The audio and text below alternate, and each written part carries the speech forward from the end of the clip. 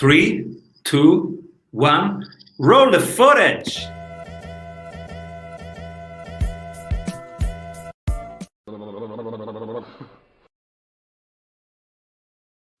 Welcome back, everybody, to the Strategy Show. I'm Simon Severino, your host, and today with us, an ultra-endurance athlete. He helps new parents transcend into parenthood via education, community, and support programs. He's also the director of the Calm Nest. Welcome, everybody, James Short. Thank you. Thank you, Simon. It's great to be here. Really appreciate it. Very excited. Very excited. So cool to have you here because many of us are dads, and today we explore how to be a real dad. We will see what is a real dad and what's the opposite, and how can dads be real superheroes in this world. So absolutely excited. Being a dad myself, I'm in. And James, what are you currently creating? Well, great. It's been an interesting time, right? Like obviously through the last 6 months, it's just been a whirlwind, and we're excited that we're creating these new programs to really support parents because, you know, the stats are out. Actually, less people having babies at the moment. There's massive fear. There's more actually prolonged labors because, you know, parents are scared to go into the hospitals and so forth. And so they're needing that support. Not just the mums, it's the partners as well. It's the partners going, you know, what do I do? How do I do it? All these questions and all this fear comes up. And so with the programs that we're creating, it's so exciting. And we're just about to launch a new program, which I'm not going to share too much, but you can jump on the website and check out some more information. But it's about supporting couples after they have birth and really looking at those three key pillars of support, education, and community, where you've got some answers, we've got that connection and got the education, so they feel that they've got that confidence, that certainty, knowing what to do, when to do it, how to go about it, and just share some of their stories. You know what it's like, hanging out with a bunch of mates and you're sharing some of your stories. You just feel so good and so like, oh, I'm not going crazy. I'm not the only one. I've got some resources and I've got some tools. We've been just a side little story. I've been running every Saturday morning with a bunch of mates. We go for a run anywhere between 6 to 10 Ks. We go for a swim at the beach and all have breakfast together. Been doing that for like 22 years now. And it's just like, it's like a mother's club for blokes, right? But there's only guys, there's about half a dozen, and we just download our weeks. We connect, we collaborate. And it's just like, you know what, we go on, then we go to sports and kids sports and all that kind of stuff. But it's just nice, and that's what we're excited. We're really excited to be creating these new programs. So yeah, it's all happening. I didn't know that the numbers are going down of people having kids, but I can relate to that because we have 2 kids, and we are discussing, do we want 3 kids or 4 kids? And I feel right now, and it was also one question was, is this the right time? Is this now a good time to be in a hospital for a couple of days? Is this a good time in terms of the spirit, the safety? And when I see my kids, they have guilty feelings when kindergarten is locked up for 1 week, and some of them is the guilty one. So it's not particularly safe or funny right now to be bringing kids into the world. What's your observation? Yeah, and that's why, like, we've been, my wife has been running her programs in the hospital, pre-COVID-19, and it was face-to-face delivery. Soon as it hit, we had to go all online and we're still delivering the programs, her programs and my programs, all online, with amazing results still, because it's still the same content, the same process, and they walk away with some great tools and strategies. But, and there's no, particularly between now and the end of the year in Sydney, there's no future of actually opening up those programs back to face-to-face in the hospitals. What we're realizing at the hospitals as well, that carers, partners weren't actually allowed in to the delivery suite as well. Some of the rules and restrictions around delivering babies. So you think about that care, you think about the connection, boom, that's gone straight away. There's no, and particularly the mothers going through their scans, they weren't allowed partners in some of the hospitals. So it's been a quite stressful period over the last 4 to 6 months through pregnancy, and that's why we've seen, the stats have showed there's a lot of delayed births because women are obviously fearful. But I think, as things start to ease, we'll get that and the confidence will come back. And hopefully, touch wood, that there won't be an increase in divorce rate.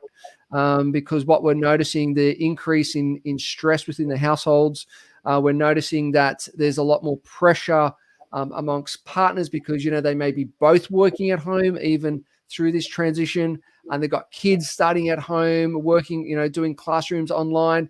So there's a lot more stress within the family unit because usually you have an outlet. You go to work and have an outlet. You go catch up with friends and have an outlet. But because it's like a melting pot, it's a pressure cooker. So there's been more, challenges and frustrations and stresses within the family unit over the last 4 to 6 months. Absolutely. How can dads be real superheroes? It's a really good question. Where do we get taught on how to be a dad? What happens is you might get, the whole PE health PD course at school, but primarily you get taught by your own parents.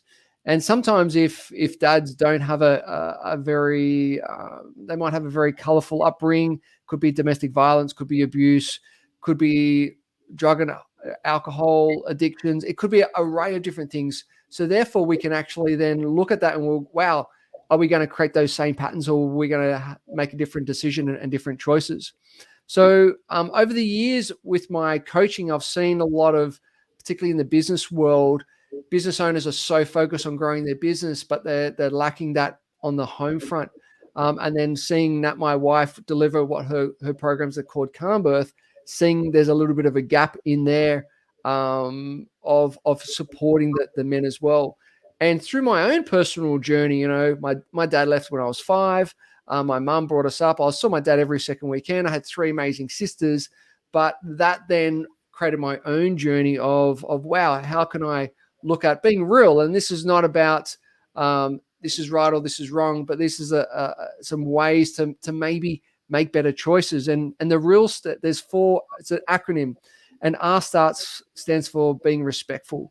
That's being respectful for yourself and also for others, in particular your partner and your kids. And we go through that and look at respect on your health. Are you respecting? I mean, you're a runner, you love getting out there, being fit, but are you, the listeners, the audience out there, how do you have that self-respect? Are you, on the drink every night and numbing yourself, or actually being present with your loved ones, with your family? So we go through that, some tools and some strategies to really unpack that. The E stands for emotionally aware. So how do you actually, emotions are an interesting part because we can get so locked up in our own perception of the world. And the first part of the emotional awareness is understanding our own emotions. And guys, you're listening out there, it's okay to understand your emotions. I get it, right? Don't lock yourself in the cave and think it's all going to go away. We have to deal with our own emotions, all types of emotions, the good, the bad, and the ugly. And there's ways to deal with that. So it's about understanding your own emotions and how to deal with them, and then how to understand others' emotions, particularly your partner, right? Like, as you know, going through with your kids, like the partners, their emotional roller coaster, the hormones are going crazy, particularly through pregnancy and after pregnancy, lack of sleep. So it's about understanding their emotions and their journey, and then how to actually deal with that. The A is around being adaptive and being adaptable. Now, what happens is that we're in work so much of the time, we go, and we come home. A lot of the time we can bring that work head on, what I call that work hat, into the home environment. And that's not necessarily the best conducive environment. So it's about who's showing up in the right environment and what tools and resources do you need to do to be present at the right time. And I'll share a little story about that in a little bit. So that's A, it's about being adaptable, who's showing up in the right environment at the right time. And then L is the loving component. It's how do we, it's not the mushy stuff or the intimate stuff, but how do we connect deeper on a deeper level so we know we've got each other's back? And how do we really connect and really show each other love and not come from judgment, and not come from a put down, not come from always making a joke, but how do we connect on a deeper level? And that's where the real superhero dad is. And it's looking at that. And what I've realized, the guys that have gone through that program and having their little toolkit to use at certain times, certain stressful situations, the results have been fantastic. And I always tell the guys is to go out and, whatever superhero that you go, I love Superman, right? All the characteristics and also his dark side, because in superheroes, they've got a light side, the good side, and they've also got the dark side, but a real superhero embraces both. And it's like looking at yourself as your own superhero. What is your light side? What is the good side? But also what's the kryptonite? What's the bad side? And embracing all of it. And I'll just get super excited. I could be talking about this for hours. Absolutely. And I have so many resonances with it. So REAL stands for respectful, emotional, adaptable, and loving. And I was just remembering my first time being a dad. And I felt the opposite of a superhero, because the first major shift was I was not the center of the universe anymore, and my wife was not the center of the universe anymore. We were just serving, soothing, changing diapers, etc. Yeah. Like sleep, feeding, changing nappies, feeding, and when you are fed once, and then finally it worked, and you found out how to feed properly, what's the right flow and the right way, etc. And then a couple hours later, they're hungry again. So and it just goes, and there's a lack of sleep. And all the status and all the applause that you have in the business world when you do finish a project, like the project of feeding, and you finish it and you invoice it, and everybody, whoa, we look at these numbers. And this time it's okay, you did feed, wonderful. Yes, now next, diapers. Yep.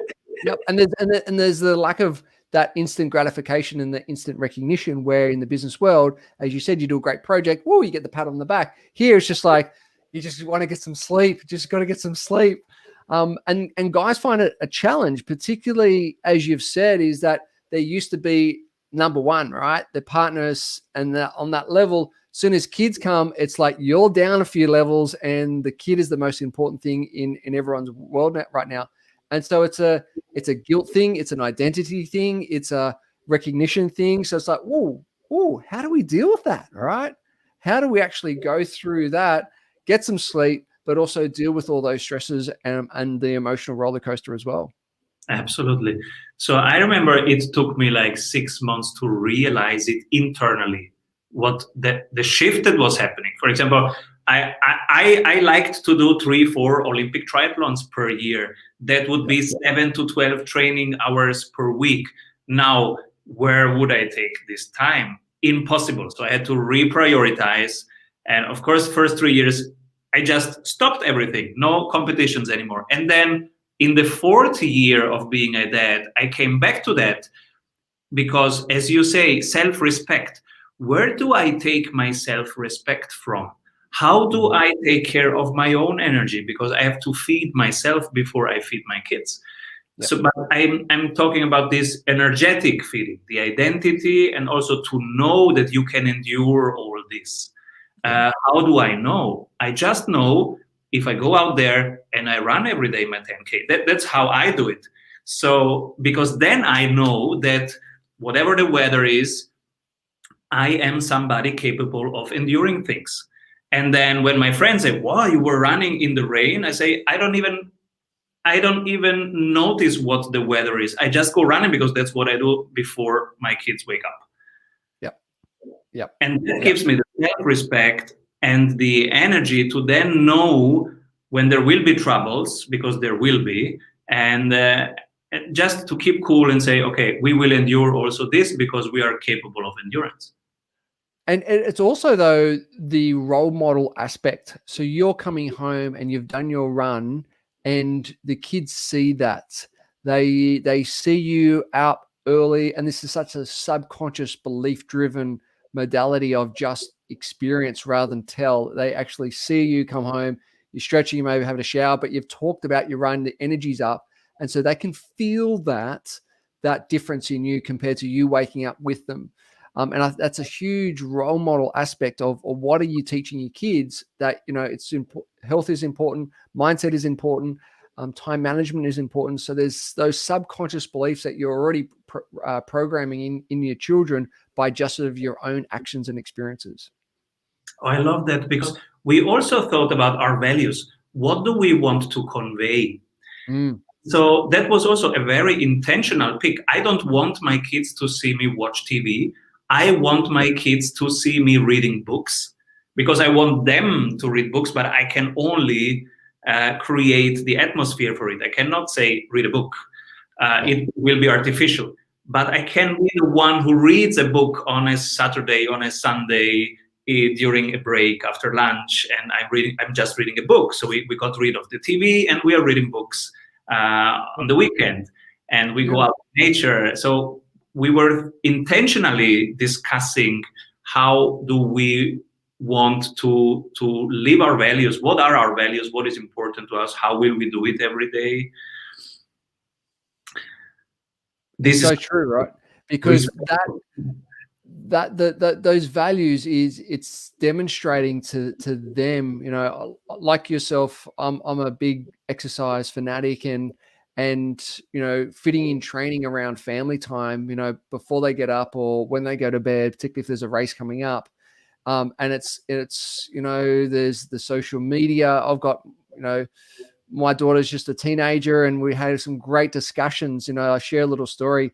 For her 13th birthday, she wanted a phone, and I said, you don't need a new phone. Like, all my friends have got one. All my friends have got one. Please, please, please. I said, no, you don't need a new phone.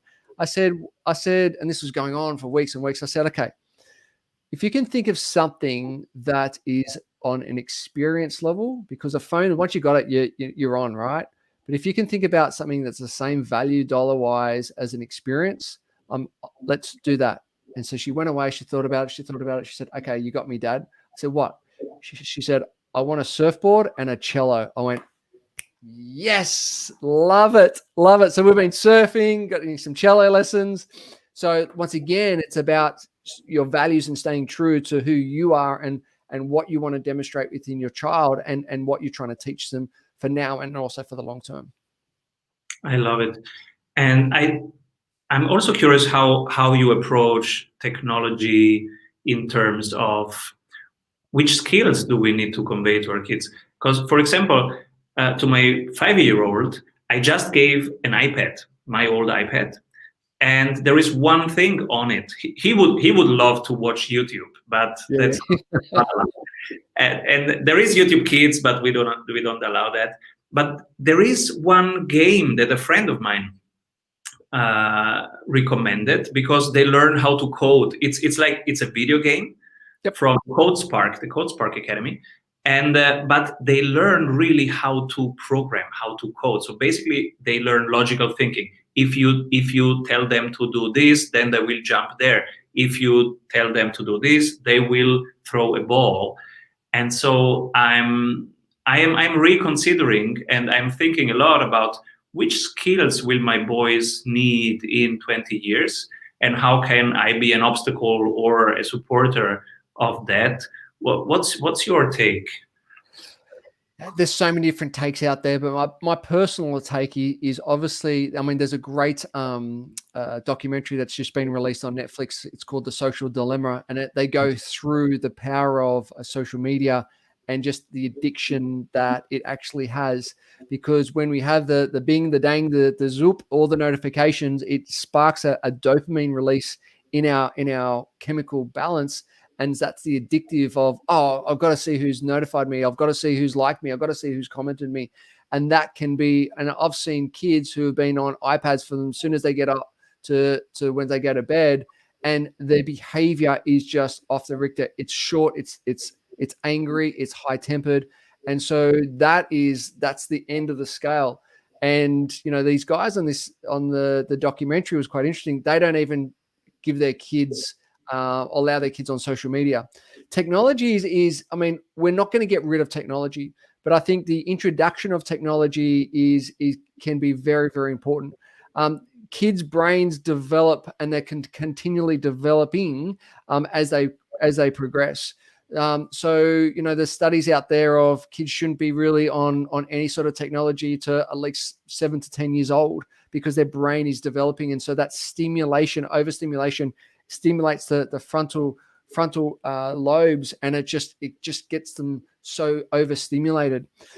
So once again, it's limiting time, limiting what they're watching, and I think monitoring what they're watching. A lot of as you said, the YouTube stuff. I mean, my kids, they don't watch TV a lot nowadays. They watch YouTube, but it's limited time. But it's like like, comment, share. But it's like, whoa! It's like, it's just so intense nowadays compared to for us when we were growing up. It was a different intensity, and that's that whole addiction of getting sucked into the YouTubes or the games and so forth. So I think it's limited, and also depending on age as well. So if you can hold out to at least 7 to 10, I think, on any type of technology, but it's just so readily available at the moment, which is a challenge both for the kids because they want it, and also for the adults to monitor it as well. I was watching the things that I was watching as a kid, just to remember myself, because I was like, what was I watching in that time? And I saw the Barbapapa and all these comics that I was watching. They're like 10 times slower. There are a couple of words, but then 7 seconds just of a landscape, and then there comes one animal, and it talks very slowly and calmly. It's so different. Or Oli and Benji, they were playing football, and for 2 minutes they would just run to the next field on the other side to score one goal. They would run for 2 minutes, and it's such a different intensity. Totally, and the intensity and the scripting and the frames per minute is just super. It's like hyped up. And what happens, it's just an overstimulation, and you've got these pop-ups, you've got these notifications, it's just like 5 people are trying to talk at once. It's just like, and that then, particularly, when you see kids watching this before bed, they go to bed like wired and stimulated, and it's just, it's intense. It's intense. So tell us a little bit about the people you work with. Where do they start when they work with you, and where can you take them? Yeah, so we usually start to work with parents who are pregnant, usually around the 19 to 25 weeks, and they go and see. Obviously, they work with my wife through a program that she's a teacher called Calm Birth, which is a 2-day program that teaches couples on how to have a calm birth, to really understand the principles. Because if you think about where you're taught around your beliefs and behaviors around birth, it's usually the movies, right? Or some sort of horror stories that you would have seen where a woman is screaming and the guy's usually reading the paper or watching the TV. And so this is about how can couples really connect through the birth process, what's their birth plans, and actually some techniques and some strategies to manage the flow of the contractions and so forth, so they can feel that confidence and certainty that they've got it. These are just some great practical tools to utilize through labor, and then also there's some conscious parenting as well. And then we've got our dads program, which helps dads as they transition into parenthood. It's always great to go through the program beforehand, so you've got some tools and strategies before the big day, but then also straight after. And then we've got our Next 9 program, which is the next 9 months after birth, and that's that program that I was mentioning before, of looking at the three pillars of support, education, and community. And so that's all those details are on our new website, which is called theparentsnestnow.com.au. Theparentsnest.com. And again, I am so my wife is also running programs of preparing pre-birth preparation. And so this is so relevant and so helpful, and all our friends are in that program, of course, and it's so important. And I remember our first kid, and I was there, and as you say, no idea of what is my role, how can I be of service, what exactly is needed. And I can tell you, it was so funny. Now we are laughing about it. So yeah. So first birth, how do we prepare? At that time, we were running marathons together. So I bought 5 bottles of the water bottles that we usually have full of water. And I had these 5 waters there in the hospital. And I was thinking that I will give her water every half an hour, like an athlete, just to reframe it to be something that we are not sick. We are in the hospital, but we're giving birth. It's a wonderful thing. We would just need some waters and minerals in between, I guess. at the aid station. Yeah, bananas. So that was the one thing, of course, horribly wrong. It was not the best thing to do. But and the second thing, I had a playlist on my phone, like we usually have in our family, a playlist for something to create a specific atmosphere that we want. And the playlist was called Push It, and it had Push It, push it real good. And I was ready to play that thing. Of course, it was not the right thing. She was just screaming at me and saying, Get that off. Get that off. Get that off. So funny. Yeah. And that's the thing, right? It's those little things of your playlists, of the drink bottles, of whatever it is that getting prepared prior. And no matter what no matter what the process you go through, you could have an emergency C-section, you could have whatever it is. You just don't know until you go through it, but at least you can have the best resources and the strategies to prepare for the day. So to have all aspects covered. Absolutely. And the best idea was to have one nurse. Is it the nurse? Yeah, we have midwives. Yeah, I think it's the midwife, the most important person in the room. And we worked with her for months on a private basis.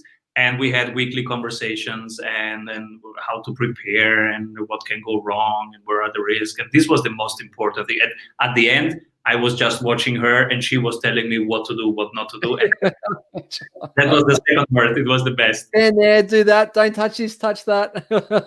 Just stand there. Just stand there. Don't look down there. Look up here. Keep your eyes on there.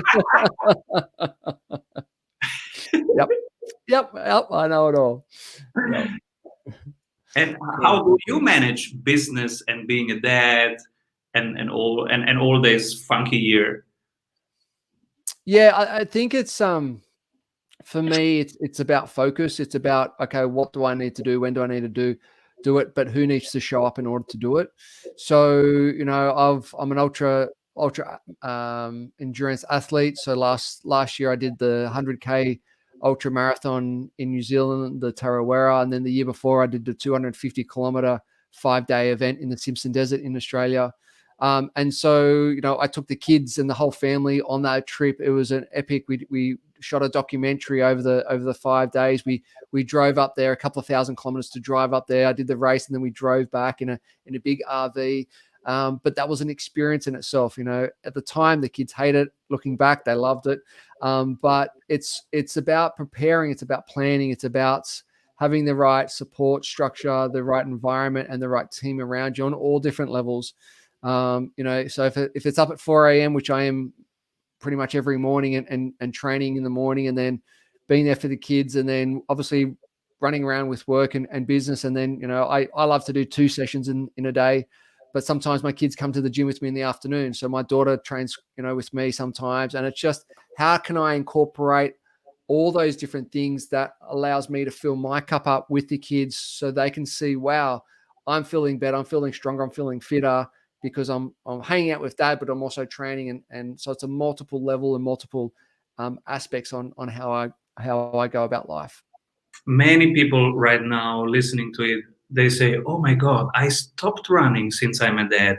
And then came the lockdown. Now I really would love to get back on track, get back in shape.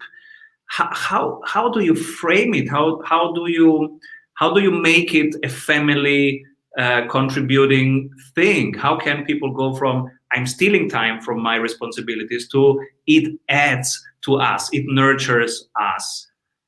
I mean, it obviously depends on the age of the kids, but it's incorporating bike rides, incorporating walks, incorporating, if you need to get up earlier to do your own little thing, if you're like a high intensity. So in lockdown, our gym obviously locked down, but we could go and get all the equipment. So we're doing classes online on Zoom. The kids were jumping in and, instead of doing, my 80 kilo deadlifts, they were doing, and I had mini weights for the kids, so they were doing some weights with me as well, the body weight exercises. So it's just like, right, everything can be scalable, everything can change, but it's like, right, I'm doing this, all right, what's a different version for that kid, what's a different version for that kid, and let's have some fun with it. Let's play some music, let's say some jokes, let's make it fun of it, making game of it. And I think when we can do that, when we can bring that play-like activity back to life, even sporting, like going shooting, some basketball with the kids, or a soccer ball, or go for a little jog with the kids, is how can you do it that's there, that they enjoy, but bringing it all together. I think, there's no excuses. There's just ways. There's always, as my wife says, there's always a solution. There's always a solution. This is so relevant right now. And I remember a couple of years ago, I had stopped training at all in a serious fashion, and then, but I had still my doctor and my personal trainer doing my training plan, and so we had this serious conversation. And they go, "Simon, do you just stopped moving?" And I was like, well, no, but that comes first, and then comes me, and me is a tiny fraction of what is currently going on. So yeah, I guess I stopped moving, and they were like, is this really what you want to convey when your kids in 20 years will think about movement? Do you really want to convey, yeah, it's nice, but we don't have time for it? Is that the value? That's not the Simon we know. So, and I was like, oh, it's true. That's not what I want them to see as a normal day. A normal day has some parts of movement also. So true. So true. And I remember doing my first Ironman when my daughter Lily was 6 months old. Wow. So all the training and all that for an Ironman, it's just like, well, that was, I mean, I didn't do the 20 hours a week that most, triathletes do. I did a sort of, there was a CrossFit method to it. So it was great. I survived. I finished it, which was great. I ticked it off. But, to see your little daughter as you come across the line with a little outfit that I didn't know she was going through, where it says, "Daddy, you're my hero." It's just like, oh, that just got me over the finish line. That's the energy. When you see your kids out there, when I was doing the Simpson Desert Race, holding up signs, seeing you with tears coming down your face because you're in so much pain, but you see your kids with signs off in the distance, and the next checkpoint, you get some energy comes through you. I get emotional when I talk about it. You get some energy that comes through you, and you go from a walk to a jog to a sprint, because you know that they've been out there for hours waiting for you, and you don't want to let them down. So there are two levels. One is the value level, and the other is the tactical. I'm also interested about that. So on the value level, it's about what is important to us as a family, and what do we want to convey. And if something is important, make it happen every day. So if movement is important, make it happen, do it together, enjoy it, and it will be part of your lived values. And the other thing is the tactical side. Now, as you said, you couldn't work out for many hours per day, and you need that volume to do an Ironman, but you found a way with quicker, high intensity CrossFit style. Oh, tell us about that, because that's important right now for people locked up. Yeah, I mean, I was freaking out on my first Ironman, because it's just like, you got to be doing all the stuff that I was reading. It's like at least 15 to 20 hours a week of training. It's like, oh my goodness, like I was running my business. I had the new baby. It's like, oh, and then so I came across a guy called David McKenzie. He started CrossFit Endurance. And I was just reading up this stuff. It was just like high intensity interval training for endurance events. I went, no, seriously? And like sure enough, and my longest swim that I ever did was 1K. My longest run I ever did was 5Ks, and my longest bike ride I ever did was 20Ks. And as you know, an Ironman is a 3.8 kilometer swim, 180K bike ride, and a 42K run, all back to back on the same day. And so I was like, mentally, I thought, I got to do the Ks, got to do the Ks. And he said, trust the process, trust the process, trust the process. And sure enough, trust the process. And hey, I crossed the finishing line. So it was amazing. So it's looking at ways of, okay, so if that's traditional and I've got this time frame or these obstacles, how else can I do it? What else is out there? And the joys of the internet now, there are so many different ways that you can go about. Well, no matter what it is, if it's running 5Ks or 2Ks, compared to a crazy thing, like what I was doing, there's always a solution. So if it's food, if it's communication, if it's whatever it is, there's always a solution. So don't think that you're out on your own. There's always a solution. There's always an answer. I love it. And also the family as a resource. For example, my wife helped me find solutions. So we had a weekend with a wedding, and I said, oh my God, if we go to that wedding, I cannot train at all on that day. So what can we do? And we said it was 60K away. And so my wife said, why don't you come with your bike? And so we had a win-win situation. We all went to the wedding, we all had fun, and I had my movement. Or another friend who was with us on a Sunday, he said, well, Simon, I do brick training. And I said, what is brick training? He said, when you go swimming you do your 1 kilometer of swimming, run to the swimming hall and run back. And we're like, oh, yep. That's a genius idea. It's changed. It's so simple. Yep. So true. And also the swimming course for the kids was really helpful. Now my kids, they have their 1 hour swimming course. They have their trainer, and on their level they have 1 hour. And in that hour, I'm on a lane beside them, and I'm doing my thing. Perfect. Beautiful. As everyone's doing it together. It's exactly as your wife said. There is a solution for everything. Yeah, so true. Just true about it. Just be emotionally aware. Tell your friends, hey, I need help. I don't know how to solve this. I told it to my friends, I think for 3 months or 4 months. Hey, I don't know how I should ever get back to swimming in this phase that my kids are so young. And then every friend had some ideas, and at the end it clicked. There's always, there's always help, and people love to help. It's just a matter of, particularly guys, women, I find they're a lot easier to ask for help, but guys, we need to get a little thing called ego and just put it to the side and go, hey, I need some help. Put your hand up and just ask friends, ask family, ask colleagues, and there's always people willing to help. James, I want as many people as possible to go to your programs. So where can they find them? Yeah, perfect. So go over to theparentsnest.com.au and there's all that information there around the Real Dads program. There's a great ebook that I've written called The Back Pocket Guide in Being a Real Dad.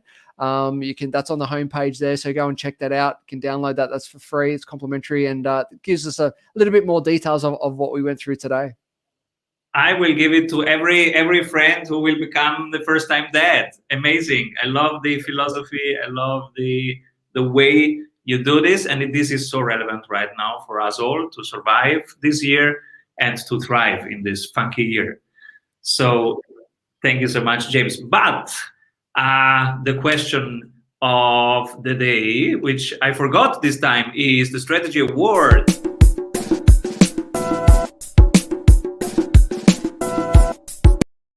If you could pick only one person that is doing things differently, but from your perspective, the right way, who is this person? The person is a gentleman called Jackson Milan from Aureus Financial.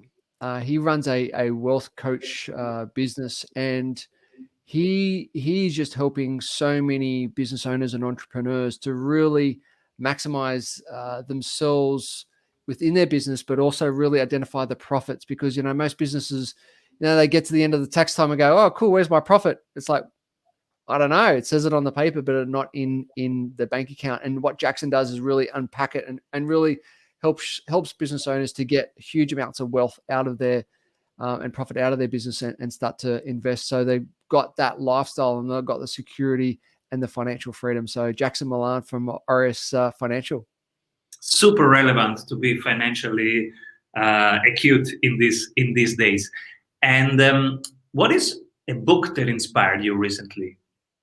There's a great book by Tim Ferriss called Tools of Titans.